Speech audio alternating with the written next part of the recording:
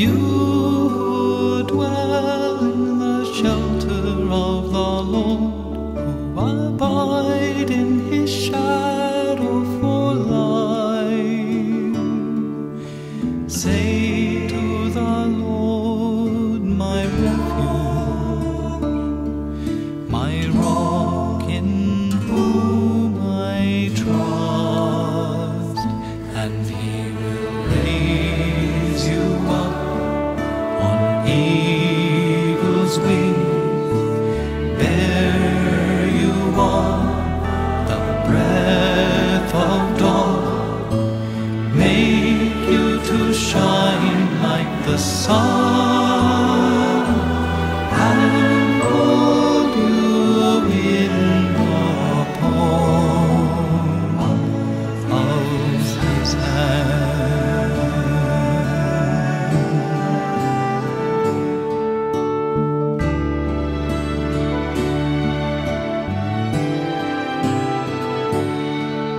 The snare of the fowler will never capture you, and the famine will bring you no fear. Under His wings find refuge, His faithfulness your shield. You need not fear the terror of the night, nor the arrow that flies by day.